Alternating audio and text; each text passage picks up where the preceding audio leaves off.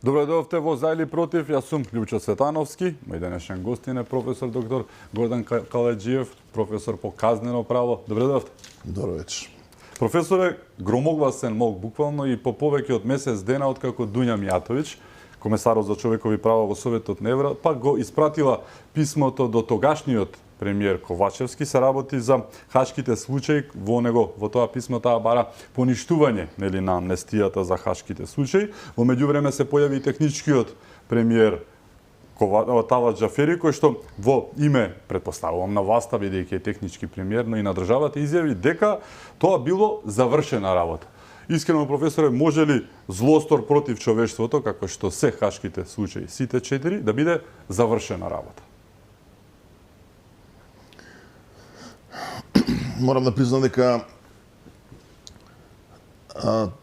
приказката е комплексна. Беше комплексна уште од самиот почеток, со оглед на тоа како течеше овој внатрешен суд и какви беа односите на силите и сите причини за амнестијата и обидот да се, да речем, нормализира државата и општеството потоа.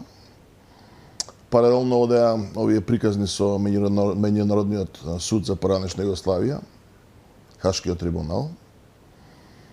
И морам да признам дека иако од време на време се појавува обиди од страна на различни да речем субјекти, да се проба да се оживеат случаите, односно да се актуализира одново прашањето за валидност или невалидноста на амнестијата и на тоа дали треба да се одговара за овие случаи. Па се појавуваше барем на секои 3-4 години. Како се сеќам, некако доаѓаа до мене новинари одново со прашања и морам да признам... По потреба во одредени политички моментуми за некого или? Па едноставно, не можам да кажам од кои причини, за кои фактори може да се актуализира прашањето, меѓутоа тоа покажува дека прашањето фактички не било затворено и дека ровари, да речем. Морам да признам дека од тој аспект бев релативно зачуден дека ќе дојде иницијатива од страна на Советот на Европа. Господјата сум ја видел лично. Таа гостуваше на една сесија на Комитетот за заштита од тортура, каде што ја бев член 4 години. И дури се мислев дали да и придам некако да се обидам да поразговарам со неја со оглед на тоа што доаѓам од таа, да речем, на некој начин иста средина. Да, па ја знаем и од порано, таа беше во Обсен, или? И меѓутоа она нешто брзаше, многу беше бизи и стварно верувам дека нејзината функција дека е доста зафатена. Така што не успев да останам било каков контакт, иако има доста вака интересни прашања за нејзе. И некој јавноста кај нас малку и чудно го прими ова. Мислам дека дојде во момент каде што бевме можеби преоптеретени со други работи.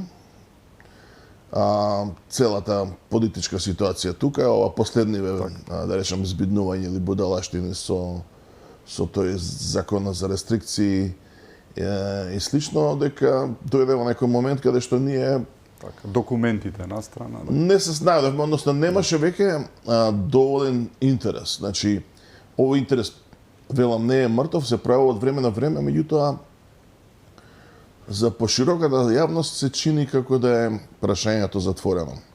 Ако се вратиме назад, јас се сеќавам дека во време на носење на законот, не можам да се сетам дали бев баш председател на Хелсинскиот комитет, мисля дека не бев.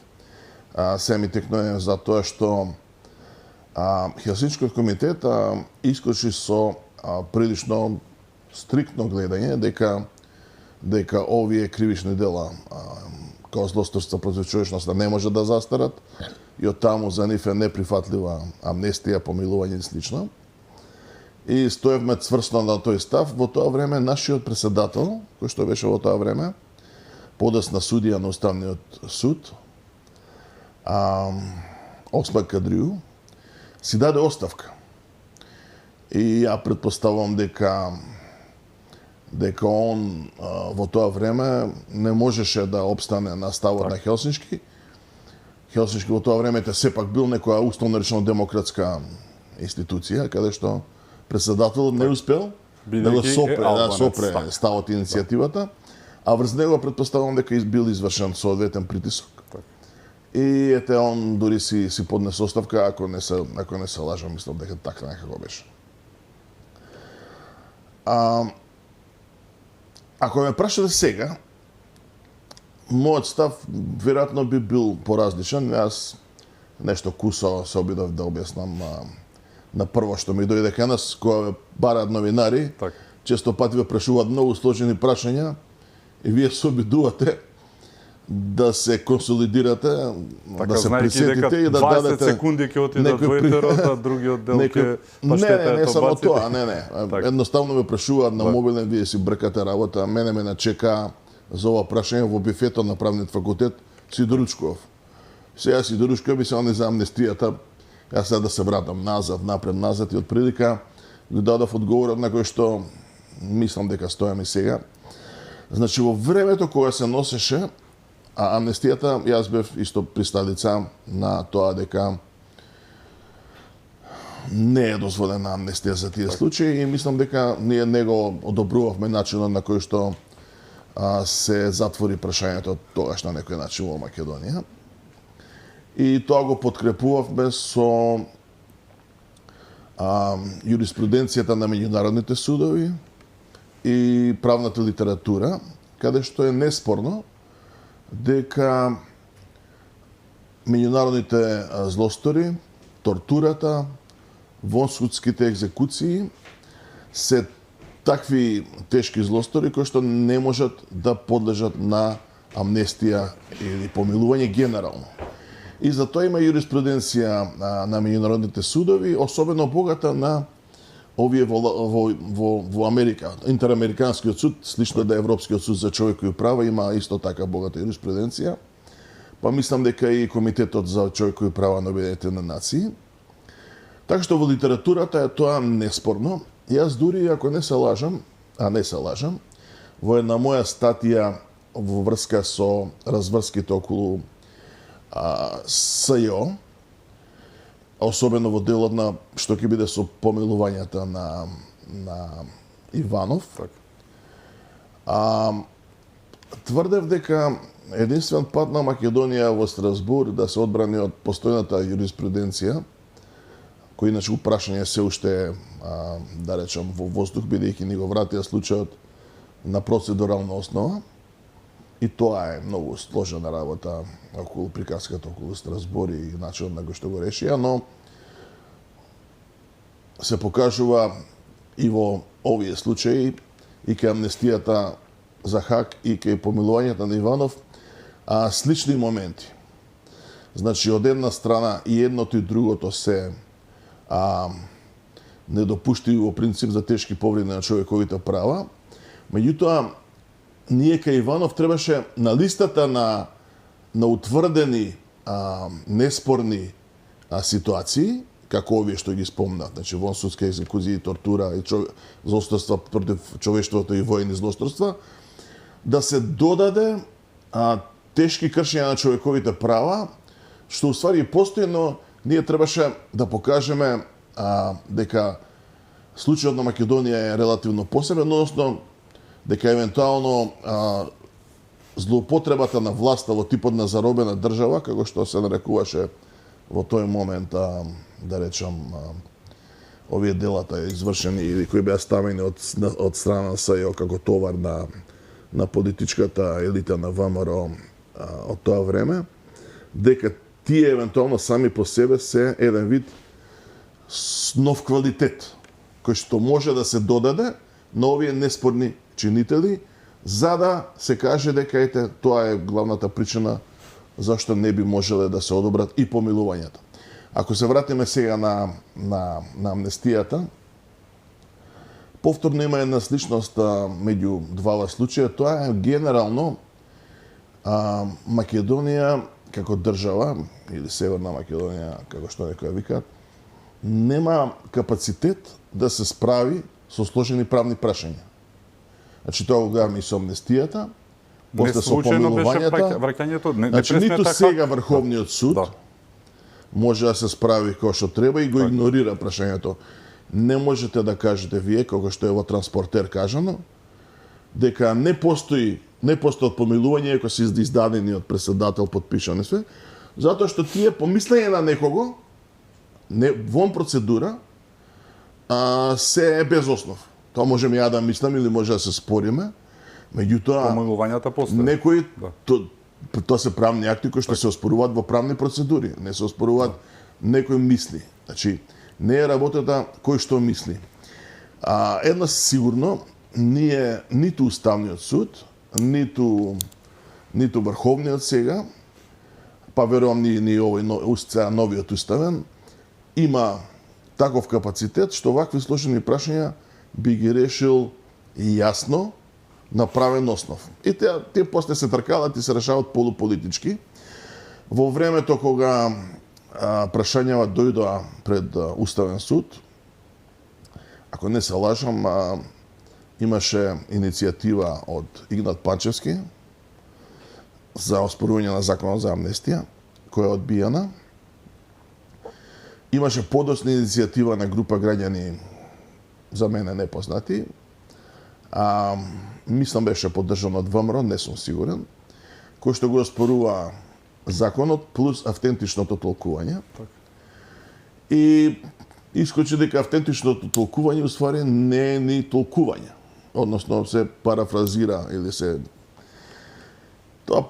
целото тоа покажува дека ние значи немаме можности и нема да погледнеме, да речеме ова е правдата, вака е уставот, вака е меѓународно право.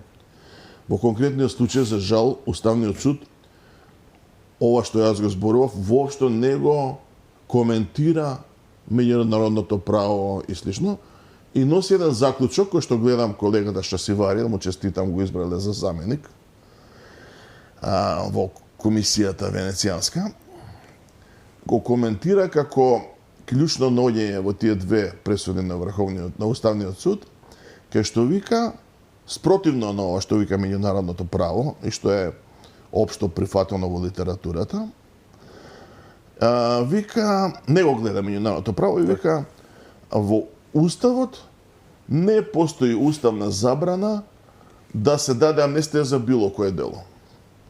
И тоа е сега користено како главен аргумент дека тука немаме уставен проблем и дека работите треба да останат како што биле. Ако ме прашате сега, значи, јас сум за тоа начелно или во времето кога беше настанот, пред 20 години, бев на тоа мислење. Моето мислење денеска малку се разликува. Зошто? Затоа што имаме сега нов момент. А тоа е тој истиот момент што го имаат од нивниот аспект корисниците на помилувањето на Иванов, и корисниците на амнестијата. Они не се криви, ниту се за тоа како е толкувањето на меѓународните судови, на уставни судови на Соверна Европа. За нив како граѓани, на некој начин е донесена одлука. Значи, со помилувањето, ваму со амнестијата се затвори, така што практично се протолкува дека, независно од различните мислења, немавме капацитет ниту обвинителство кое што ќе може да се справи, и остана на тоа дека се опфатени со амнестија. И се тие 25 години си живеат, се вратиле во живот, па мање више да речем и другите се помирили, иако некој ќе рече, сега професоров сака да каже дека и за војни злосторства по некое време нема да има правда и слично, но факт е дека од гледиште на тие луѓе, од гледиште на сите, е многу важен факторот правна сигурност. Значи сега, да, од една страна правда во смисла на суштина, на секој што го сторил злосторот да одговара, меѓутоа и тоа има некои рамки. Што викаат закаснета правда на некој начин е неправда. Вие после 30 години прво тие луѓе не се истите луѓе, ние сите се менуваме. Ја тој го тврдам и за овие што се обидувам да покажам дека затворениците на доживотен затвор и на долги роби, дека имаат право да добијат некој начин условен отпуст, они тоа го имаат по закон, но не им го дава државата и со тоа го крши Европската конвенција, но кај нас јавноста од тој аспект гледано е многу строга и бескомпромисна, уопште нема емпатија за затвореници, за сторители на дела. Тука се луѓето доста немилосрдни. Ја не знам дали уопште имаат вистинско разбирање за околу прашањето на правна сигурност, што тоа значи и зошто е вреднувано и зошто тој е фактор што сега после 25 години мислам дека е целата приказка од тој аспект на правни вредности малку поразлична или депласирана. А и реално, кога да имавме ние, пошто ситуацијата беше нејасна правно, Меѓународниот суд исто не изигра. Зошто ги врати воопшто случаите во Македонија? Ќе беше многу поинаку доколку Смислата- дојдеше пресуда од таму, никој не ќе смееше да каже ништо. Смислата на Меѓународниот суд е дека домашното право и институциите не можат да излезат на крај со сложен проблем во дадена ситуација и дека од тука тие ги презема еден наднационален суд кој што тие ќе ги реши растеретен од проблемите на домашните институции.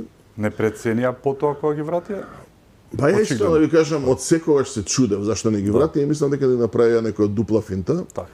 Ние со време не станавме кадри дека сме ги минале, да речам, проблемите, сме закрепнале институционално, меѓуетнички или како Особено сакате, меѓуетнички, да. и дека сега ќе ни ги вратат и дека ќе ги затвориме без проблем. Повеќе или помалку, од прагматичен аспект, па гледам и од ден-денешен аспект, ако гледате, Може ги секој вратија за да го разумен направиме тоа, што го секој направивме. разумен човек ќе свати или ќе се согласи Така. дека кога би се запнале сега да ги судиме овие случаи, ќе направиме поише проблеми од кога уште ќе најдеме решение.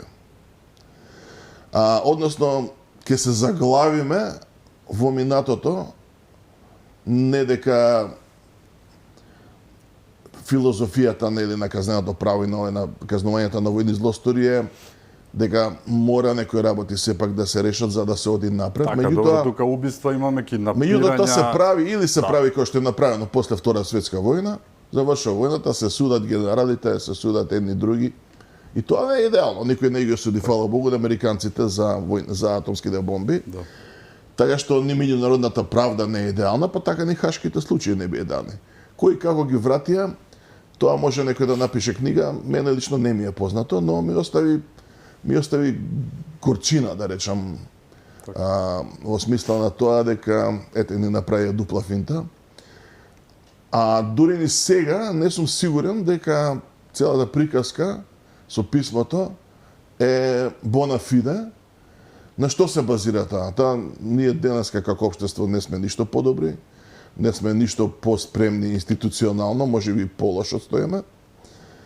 Така што времето веќе протекна време е исто фактор и правната сигурност. Ја дури не сум сигурен дека токму од овој аспект на правната сигурност дека Европскиот суд за човекови права би се согласил со комесарот за човекови права по ова прашање. Мислам дека токму тој аспект на кој што они се држат во тие пресуди врзани со помилувањата од чешкиот случај Лекса, дека би превагнале кај судот. Но ние сме еден вид, што ви кажам, експеримент. Мислам дека и ова враќањето на проблемот со... Е дел од експериментот? Па мислам дека они калкулирале важноста на нашата држава визави юриспруденцијата. Не биле спремни да се откажат од принципот на Лекса. Сватиле дека Македонија е некоја килава ситуација, бидејќи тој за нив е малку невообичаено. Сега судот одлучува за повреди на човековите права од државните органи спрема граѓаните.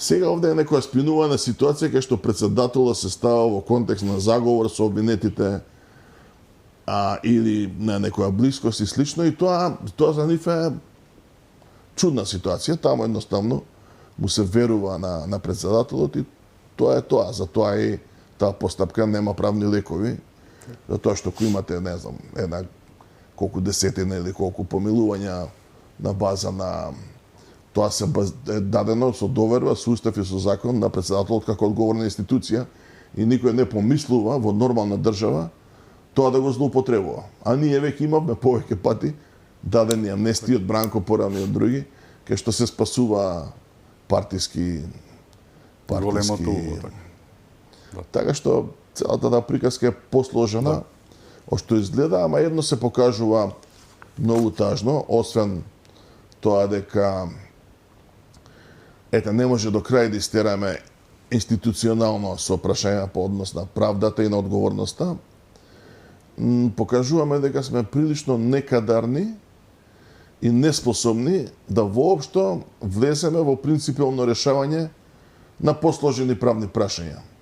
И така, дел ги решаваме политички, дел ги ставаме под тепих. Многу чудно. Така. Но еве зборуваме за една влада, особено во минатото сите влади, да не речам македонски, кои што се многу подложни на странски притисоци, условно кажано. Ова доаѓа од Советот на Европа, кај нас кога некој од странство ќе каже нешто од меѓународната заедница, нели веднаш се исполнуваат работите, зошто сега воопшто не ни дознавме од премиерот кој што на 15 јануари уште како премиер тогашен Ковачевски го има добиено, за да помине 20 дена од тоа, па по други канали да дознаеме дека воопшто и дошло до тоа предизборие или дефинитивно кога нешто не им одговара, па се прават, што би рекол народот, на тош. Па инаку многу се исполнителни за се што им се побара. Од меѓународните институции или не им е битен Советот на Европа? Советот на Европа падна, по моје мислење, многу неоправдано под нивото на интерес. Сега нешто Европска унија, демек таму ќе одиме овие што ги овие батали ги лани освоено. И се доведуваме, а овие се ствари стандарди кои што Советот на Европа како од типот на владење на право човекови права и демократија ги поставува како релативно пониски, да речем, кои што важат и за пошироки европски рамки, значи за сите, цела Европа, таму се веќе околу скоро 50 држави. 49, 48, не знам како сега, Русија моментално нели не е членка на Советот на Европа. Но прашањето со Русија порано или покасно ќе заврши, но ќе се врати повторно во Советот на Европа, повторно тоа ќе биде најширока организација и многу важна. А ние зашто ја подценуваме, гледајте, например, извештаите што ги добиваме за затворите и за други извештаи од Совет на Европа, од каде што многу веројатно, кај да е, ќе следува една политичка осуда во форма на декларација, која што се смета за многу ретка, ќе биде врзана со состојбите во затворите и како повреда на членот 3 од Европската конвенција. Тоа е тортура, нехуман третман. Заради неисполнување со години на препораките на Комитетот за заштита од тортура, кој што беше и неодамна, и за кој ја се залагав колку толку барем да нема пренатрупаност и спиење на луѓе, како што ден денес ке спијат во затворот на земја и ќе ви изедат тафтабити во Идризово и бога ми во Шутка. Значи, една невидано грда слика. Македонија денеска важи Идризово за најлош затвор во Европа. Замислете, од цела Европа, од Турција и што ти не од источните блокови, да останеме со најлош затвор. Тоа е, значи, ние нема спас за нас. Резил. И на никој нема е вистински гајда. Тие проблеми си течат, се повторуваат. Никој нема е гајде што ќе добиеме негативна оценка, никој не се грижи вистински за тоа дали ќе изгубиме случај во Страсбур. Мислам дека тоа ќе ни судри од глава, затоа што кога ќе почнете лошо да поминувате во Советот на Европа, тоа значи дека вие не сте зрели уште по политичките критериуми копенхашки за Европската унија, бидејќи стандардите во Европската унија се за неколку степеници над овие на Советот на Европа, каде што има се уште се и се што. И ако вие сте на ивица на подносливото воопшто толерабилно и практично нетолерабилно во рамки на пошироката заедница со пониски стандарди, тоа утре ќе ви удрат од глава, ќе речат како вие сакате уопште да влезете во ова. Тама ние се надеваме дека, не знам, кој ќе ги внесеме бугарите во уставот, дека со тоа ќе влеземе во... Ние едноставно практично одиме со некои работи наназад. Ги спомнавте бугарите, дали очекувате еве истата таа Дуња Мијатовиќ да им пушти писменци и на бугарите после оние 16-17 колку се пресуди за македонците во Бугарија и нивната неможност нели да се самоорганизираат и еве или можеби пратиле па и тие кријат како Ковачевски, Радев и компанија таму со премиерите кои што се менуваат на 2-3 месеца да им укажат со писменци и на нив дека го прават тоа што не треба. Бидејќи имаме базирани одлуки токму од судот за човекови права на оваа тематика многу насобрани, натопкани. Види, значи, тоа исто не можете да очекувате дека тие работи ќе се решат само на принципијална основа и сами по себе, затоа што едноставно за тие работи главно одлучува Комитетот на министри на Советот на Европа. Таму ретко се појавуваат вистински министрите, обично во поретки прилики често одат овие што се амбасадори при Советот на Европа. И тоа би рекол релативно доста важен орган, каде што многу има и лобирање, градење позиции, дипломатија. Нашата дипломатија, за жал, која што сами ја разградуваме и не водиме доволно сметка да градиме пријателства, кои што ќе ни помогнат да се подигнеме, некако не можете само да се ослоните на тоа дека правдата е на наша страна, ние знаеме дека правдата е на наша страна и нема ни да запнеме, ние прво самите не ги истакнуваме проблеми. Така, значи со грците си ги приќутуваме, егејците, едно друго. Еве сега и тврдиме, например, не знам, и американци дека не биде од секојаш најдобри пријатели, ако ги прашате егејците, таму сад Велика Британија ги спржија доста 47-8. Така што тие пријателства не биле од секојаш со рози. Второ, се градат макотрпно, но не би рекол па дека се градат на вака како што нашите сега се обидуваат со овој глупиов закон за рестрикции, по секоја цена на газење на сопствениот суверенитет, градење на некои нови култови, така што експеримент повторно, така како што би рекли. Да ќе преминеме во вториот дел за рестрикциите, ќе го посветиме. Сакам само за крај да ве запрашам денеска дали ја видовте изјавата на до вчерашниот премиер кој што го коментиравме претходно токму околу ова што го доби писменцето од Дуња Мијатовиќ. Денеска токму за новинарите се однесуваше, за Фелата би ве замолил коментар, не знам дали го видовте. За Телма изјави, џабе фатиле страна, пак ќе квичат по некои подруми. Ова го кажува председател на партија, довчерашен премиер кој што претендира повторно да биде премиер. Претходно не ремпереше нас дека со Алфа и Телма ние сме правиле нешто против албанците, па ние сме биле портпароли на партија, тие биле енергетски комплекси, се приватни медиуми сме и се. Еве коментарот, џабе фатиле страна, пак е квичат по некои подруми. Што сакаше да каже авторот? Искрено, еве председател на една од најголемите македонски партии. Па искрено да ви кажам, кога го донесе Заев, го истресе, беше, ајде да речем, посимпатичен што беше збунет, после стекна за многу кратко време некоја самодоверба до тоа да мисли дека може да се снајде и да биде шегобиец, па тука повторно имаше неколку зелени. Не знам, мислам дека и новинарите имаат една добра практика во однос на некои од субјективе политички, дека кога ќе им се налутат или кога ќе дојде до некое дно нивните односи, дека ги игнорираат. И мислам дека ова нема потреба да се коментира. Ова е толку ниска изјава, не личи ни на поранешен премиер, нито на некој интелектуалец и би било глупо што да коментираме, непристојно и некултурно, не не знам, може мислам дека е смешно, сега ми е смешно, што е глупо, ама мислам дека не вреди, не.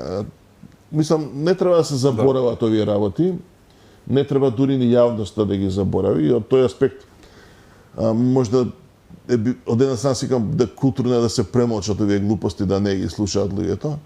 Од друга страна па нека се види кој што е, кој може да биде премиер, кој не може да биде премиер.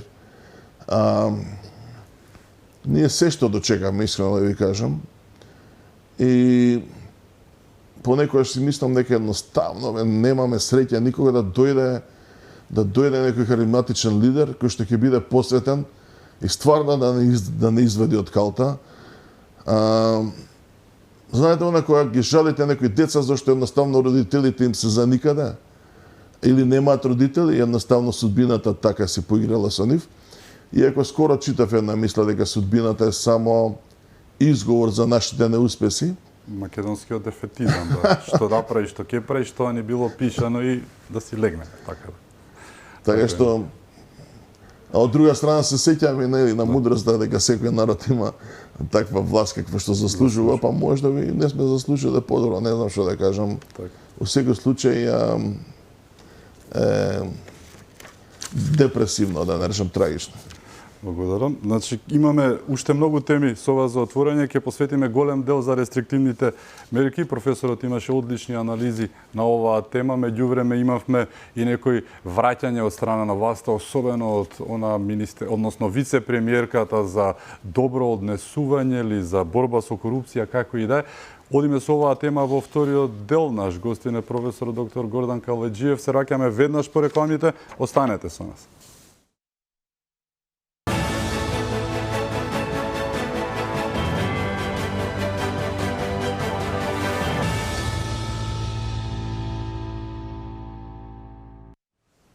Се враќаме во За или против. Мој гостин е професор доктор Гордан Калеџиев. Професоре, законот за рестрикции или народски кажано законот за американски црни листи во македонското законодавство. Вие јавно прашавте токму дали е возможно некој да наместил владата да се избрука подметнувајќи им не само неуставен, туку и неписмен предлог на закон за рестрикции. До таму ли е работел, искрено? Да, и пишав дека, меѓу другото, дека пошто од хибридните закони се едно од лудостите на овој закон, преку од неговите црни точки, пишав дека излегува дека најголема хибридна закана за државата е владата. Бидејќи ваква будалаштина до сега неам сретнато. Дури се прашувам ова што го спомнавте самите, дали е можеби навистина некаков експеримент во прашање. Некој да ми каже дека целата ова приказка била ствари една местенка, а едно, знаете, оние скриена камера. Монти Пајтон. Сега една држава, ќе направиме вакви глупости, ќе видиме дали може да поминат на влада, нешто што не може да помине, и дали ќе помине на собрание, нешто што не може да помине, што од километар се гледа дека е срамота или дека не обиде. И помина во Македонија. Да. И сега не е најголемото прашање дали законот е добар или лош, кои се опасности ги носи, иако може ги спомнеме. Него вистинското прашање сега посвестуваме, ако може ова да помине, тогаш све може, мечкајте поминат. Така? Мечкајте поминат да биде закон, што да ви кажам, не сам. Дали овие наши исто пријатели исто нешто си играат експерименти, исто не можам. Бидејќи да најдат некоја мала држава, кај што е небитна, и да видат што можат со нивната политика да имплементираат. Нашле па зашле би рекол. Да, не веќе до кај може да се оди, ќе ги натераме да прават глупости. Ја стварно не можам да верувам, бидејќи празите, јас сум школуван практично на вредностите на западната демократија. Од секогаш сум бил активист за човекови права, врзувајќи ги владењето на правото и човековите права. Па и овој закон, значи овој закон, американската надворешна политика кога прави црни листи и други интервенции во трети држави, тргнува уствари не толку од корупцијата, туку од заштита од тешки кршења за човековите права. Повод било овој убиство на, не ова последново, на еден активист, даночен експерт во Русија. И од таму се пробува со некакви надворешни интервенции да се, што може да се направи за да се заштитат човековите права, а корупцијата се третира слично како и некои други појави, кои што се, да речем, на тоа ниво, индиректна закана за човековите права и демократијата. Меѓутоа, никаде, па ни во американската политика или теорија или било што, не се доведуваат заедно тероризмот и корупцијата. Скоро... Да, обично оди, па кај наши исто е чудно што го исклучиле сега од целиот овој комплект, го исклучиле перењето пари. Меѓутоа, закон што е многу јасен, практично се злоупотребува, тоа доаѓаат мерки од меѓународни организации врзани со опасност од тероризам и слично, каде што можете дури и да речете, ајде, во такви исклучителни случаи може да има и рестриктивно толкување на човековите права и у крајна линија одговорноста е на органи кои што се сериозни, Обединети нации и Генерално собрание, бла-бла. Црните листи исто така не се најстрашни. Црните листи се проблем на суверенитетот. Колку и да е стратешки партнер, стратешкото партнерство нигде не кажува соработката, каква ќе биде. Второ, колку и да го сакате стратешкиот партнер, во меѓународно право пак има некаков реципроцитет или слично и можете да замислите дека реципроцитетот на овој план нема да помине, бидејќи американците не прифаќаат ни меѓународни судови за америчките граѓани, а особено не војници. Така што од тој аспект гледано вредностите на кои што сум јас едуциран се тоа дека човековите права се во сршта на владењето на правото и дека поделбата на власта е клучна за одржување, а судската власт е главна и носечка за... И тој е концепт, Грковска не нарекува квази експерт, и јас сега ви кажам, како јако квази експерт, значи, јас бев еден од, или може би од лидерите на последната реформа на казненото законодавство, особено во делот за кривичната постапка. Ништо не беше оставено случајно. Таму има и теоретски заднина, например, судовите, моделот што го имавме ние на полуинквизиторна постапка, ја викавме мешовита, беше квази-инквизиторна, бидејќи истрагата беше судење пред судење, судот ја водеше истрагата и судот и обвинителството беа народ вика гасигаки. Ако имате таков обвинител, судијата да ви стане обвинител, викаат ви треба Господ забранител. И сега ние и од политички аспект да се имплементира поделба на власта, рековме опсуството ќе остане независно, нема да се меша, моделот на постапка да не придонесува судијата да се приближува до извршната власт, туку да биде заштитник на граѓаните, бидејќи тоа е концептот кој што го напредуваме. Дали вака власта премостува и судство и обвинителство со овие ингеренции што ги добива? Видете, се убија од лажење, значи последните лаги, мене тоа исто ме вади од памет. Лани се вклучи во спасувањето на Вилма, не затоа што толку мислев дека она мора да се спасува, не ги знам сите нејзини гревови и вакви, но ме иритираше тоа што сватив дека како професор по постапка, дека лажат, дека причината е претресот која што она наводно го направила неправилно во финанска полиција, го најдоа и мене тоа не можеме да го поднесеме, иако бидејќи тоа го предавам, викам, немојте да лажете, ако имате причина, кажете си причина, ова не е причина. И од таму дојдовме до непријател на државата, како што би рекла Грковска, луѓе кои што не и сакаат добро на државата, квази експерти, кажавте и самите. Вие, Камбовски и дузина други кои што реагирате контра ова. Редок закон, каде што правната јавност имала релативно ваква унисона и јасна, не премногу гласна, но доволно гласна, значи и по мрежите и други се изјаснија, и Ванковска и овој, оној, многу адвокати се изјаснија, Јошевска, Дуковски и други имаше по порталите и по медиумите. Меѓутоа, Сдруженијето за кривично право, начело со академик Камбовски, кај сме професори од УКИМ, професори од Факултетот за безбедност, суди и адвокати обвинители, кај што беа дојдени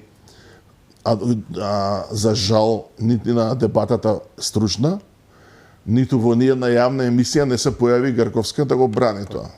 Бидејќи тие глупави спинови, кои што ги кажува 2-3 спина, едниот е тоа беше стариот предлог, во новиот е вака, при што главната лажга е дека во новиот предлог немало одлуки на владата за рестриктивни мерки, што не е точно.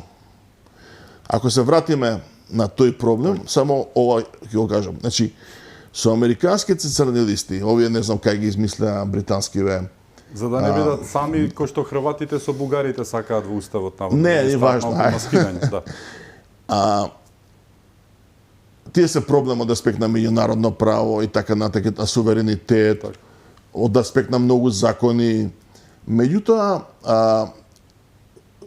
се сепак ограничен број.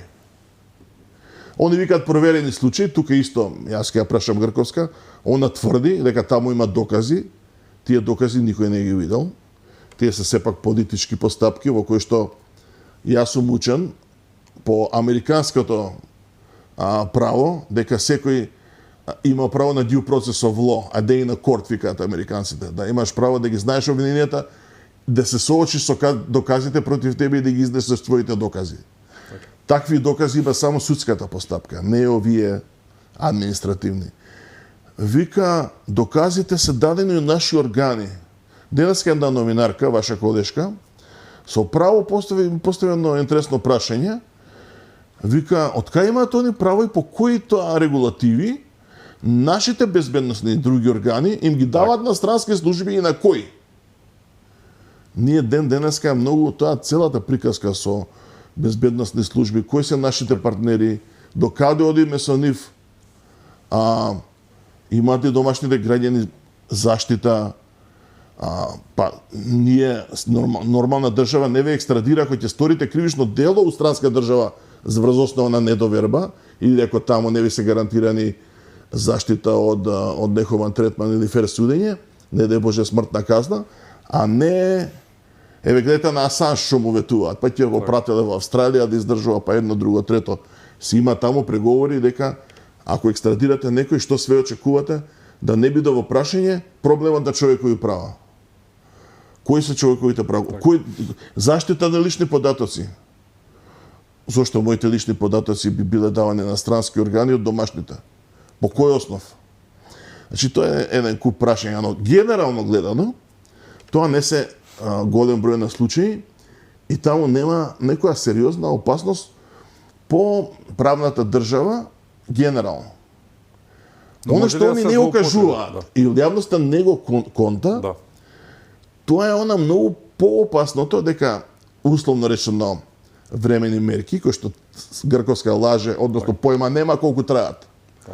Јас собирав за една арбитража на Македонија, собирав некои податоци колку траат мерките на замрзнатимот пред основниот кривичен суд. Има добар број на мерки, 30 или колку беа 40, од кои што добар дел траат над 2, 3, 4 години. 4 години вас да ви е замрзнат имотот, тоа опште не е така наивно. Што вика она, нека докажат невиност. Тоа ќе биде, врз база на иницијативи на безбедносни служби. Боже Господе, нашава безбедносна служба, за жал, е штиклирана како реформирана. Тука во тој процес ниту ВМРО, ниту другиве партии го споруваат тоа, ниту го дебатира. Тоа е се што е врзано со безбедноста и со стратешкиве партнери. тука не се ни дебатира. Колку и да е тоа важно прашање за нас граѓаните. Бидејќи на едно ниво се поставува како они ќе соработуваат и кои и како се однесуваат и им служат на западните служби, каква соработка ќе имаат и слично. А друго е за нас граѓаните, бидејќи за нас граѓаните ние сме се уште од општество кој што се сеќава нашите традиции, за жал во таа насока се поблиски до рускиве, односно овие злоупотреби кои што видовме како може да завршат со опозицијата, да вест нема. Така што можам да замислам какви сфери рекетирање ќе има по забраната за политичка дејност и активност. Македонија знаете како е? Колку бизниси има здрави, приватни. На нив чека стопанство, на нив чекаат пензии. Ако фатат да ги рекетираат и да ова, па ние немаме шанса да преживееме како држава. Значи, прашање на опстанок на државата е ово прашање. Ако вие имате отворен брисен простор, да ги рекетирате бизнисмените.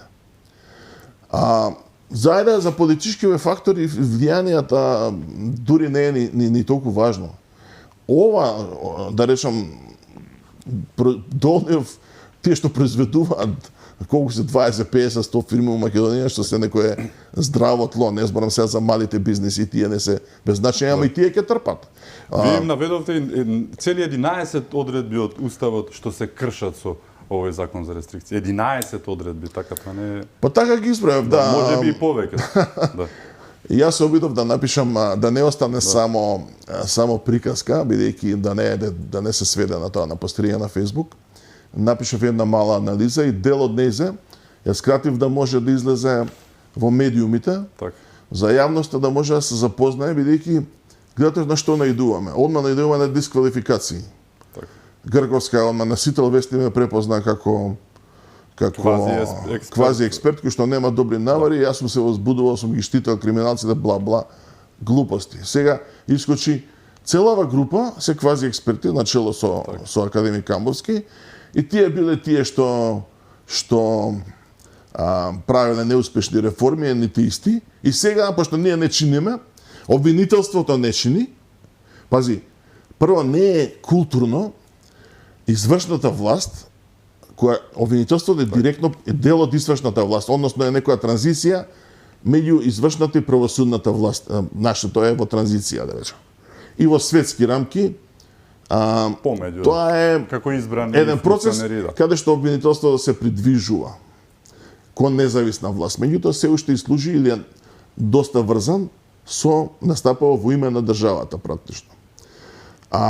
И гони во име на државата и на граѓаните. И сега они го организираат. Они се одговорни дали таму ќе биде имплементирано тоа што ние сме го замислиле. Во реформите што јас сум ги правил е замислено како продолжение на идејата за поделба на власта и checks and balances, да има checks and balances, односно меѓу контрола, меѓу полицијата која што го има монопол од истраги и обвинителството. Со тоа што му дадоме капацитети на обвинителството само да истражува, да не чека од полицијата, за да има меѓу нив меѓу контрола. Затоа изградивме по примерот на Италија не само правосудна полиција, туку делот тие се во финансиска полиција и слично. Тоа е таа приказка за можна меѓу контрола, да немате лесни политички влијанија. И сега они најодговорни владата, она сега како да е падната од Марс. Или ова влада сега па и криминално политички влегува во авантура да го руши уставниот поредок, се со добри цели, кои што ги оправдуваат дури и тие глупи средства, неподобни, што се опасни за правната држава, заради најголемото зло, а тоа се они се најголемото зло. Извршната власт е најголемото зло. Нивните органи не се борат доволно и сега граѓаните и бизнисот треба да го земат на себе ризикот, разузнавачките служби да им плачат мајка, затоа што она не е задоволна од обвинителот што го предлага владата. Па не го избрав ја обвинителов, она го избра. А Бога ми му кумува и на изборот за организиран криминал, кој што се обидовме, мисламе, јас искрено бев во тие што се надева дека ако се напреди изборот на независен обвинител да се напушти овој да го предлага владата, по примерот кој што го ставивме да биде експериментален овој организиран криминал, на нешто сличен можда начин да проба после да се бира и главниот обвинител, се покажа дека они толку имаат преклопено под чизма оваа обвинителската служба и судиите, што во секое време може да изнесуваат одлука каква сакаат. Особено овие што им се стратешки битни. И на крај памет не име да отстапат од за добро на државата, која што ова подрачје на правосудство е најлесно да се реформира. Ако ги дигнат они рацете, утре една влада да се појави да ги дигне рацете од правосудството, она ќе си почне да се работи многу просечно како секоја нормална европска држава. Они ги држат под таа чизма самите. И уште се знае, поделено е судството, па етнички е поделено. Кај ќе биде председател македонец, кај ќе биде овој. Значи судскиот совет, кој што наводно ги именува или ги предлага, уствари е само и тој алатка за едноставно не помрднуваат ни чекор од тие научени традиции дека власта, победата на избори до толку им држи смислата за демократија, докато што им одговара. А победивме на избори, сега што сакаме. Па додека не изгубиме, кои ќе изгубиме со Господ на помош. Дали овие рестриктивни мерки се буквално кажано капакот на создавање на една банана држава? Вакво нешто нема никаде во светот. Ние сме, како што кажавте, експеримент, преседан, уникат, ендемска држава. Тоа ја се прашувам. Денеска, вие ако правите некоја реформа или било што, прво се проучува слабостите од подрачјето, обавезно се прави некаква барем мини, ако немате можности за повеќе. Јас сум бил на неколку пати, еднашки цела година во Институтот за странско компаративно право во Фрајбург, Германија. Тоа е за кривично право, Макс Планк институт, има повеќе од разни области. Они, пошто се за странско и компаративно и меѓународно право, за секое прашање што ќе дојде пред законодавецот, они прават студија како е Европа, како е Америка. Значи, тоа е, да речам, задолжителен дел од материјалот што оди уз реформата. И при тоа, нормално е дека не прават скокови, а не прават будалаштини, бидејќи ќе видат, иако се најдобри, се свесни дека може да има и друго решение. Пазете, Германија за правото, они имаат илјадници доктори на науки, илјадници институти, факултети. Се сила сама по себе.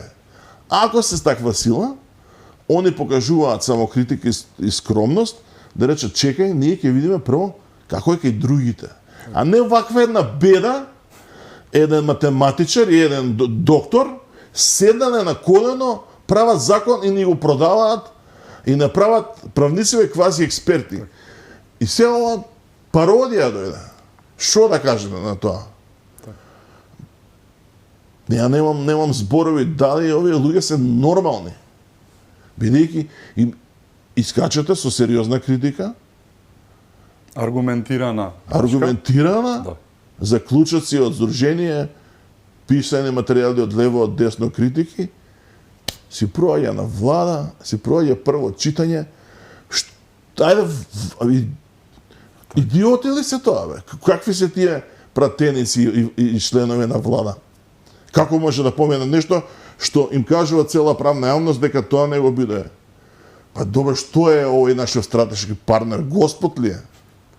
За жал така. Вика стратешкиот партнер, ние знаете, искача Спасовски на телевизија, ама мора на стратешкиот партнер да му се врати. Дали е виновен партнерот или кај е вината? Сепак оној кој што го извршува тоа сепак нели има рачна, доста е толку, овдека нема граници. Очевидно. Последна шанса за да им направи некој што достанат на власт. Кој ќе ве почитува ви ако се улизувате цело време? Так. Да. Па ја најмалку што сакаме некој да ми приде некој студент да ми се лигави. Или било кој. Дипломатија, реципроцитет еднакво, така тоа. Сакам да ми приде разумен човек и да ме праша што мислам и да ми каже, ма јас мислам вака. Да. Не е ништо, значи, и секој од нас може да е грешка. Меѓутоа не можем ја да сум грешка. За делови од тоа што го тврдам може да сум грешка. Може има и друго решение, може има и подобро решение. Ма ние, фала Богу, имаме и решенија кои што се меѓународно прифатени. Тие денеска борбата со перење пари, тероризам и слично, таа не е оставена веќе на импровизација. Так. Механизмите се утврдени со меѓународни рамки и инструменти. Соработката е утврдена оди преку Европол, Интерпол, Евроджаст, има тие исто за перење пари, веќе еден куп инструменти и слично. Тоа веќе не е импровизација и сега Грковска мисла да рекла ај вака ќе пробаме. Знаете како имаше еден виц за самоуправувањето со Карделј. На некој селенец му била болна кравата. И дошол Карделј, како кравата? Не е добра. Вика, дај пробај со топли облаки. Утре на кравата уште полошо. Пробај со ладни облаци. На третиот ден кај кравата вика умре. Штета вика имав и друга идеја. Значи Грковска може да има идеи, ама не идеи, не фала од такви идеи. Мора да каже Грковска, вака е во Германија и ние вака ќе правиме. Не, ќе рече, не, во Германија не е многу тоа. Еве, ние ќе правиме како што прават во Централна Европа, тие не се поблиски, или како што прават во Србија. Не може да и текне нејзе. Пазите која е таа храброст и безобразност да ви текне да импровизирате со работи што зафаќаат во принципите на правото. Па правото тоа е сега да искочам и да нацртам како дете некој мост и да им го дадам овој мост како Груевски што одлучуваше за спомениците. И за тоа такви се. Значи не може не е ова ни на мајка ми, ни на татко ми, не може мојот мост да помине. Прво не сум ова архитект. А тоа дека генерално не бидува, што да ви кажам, ако ние не можеме ни автопат да направиме 50 километри за 15 години, па веројатно ни правна држава нема да направиме за 50 години.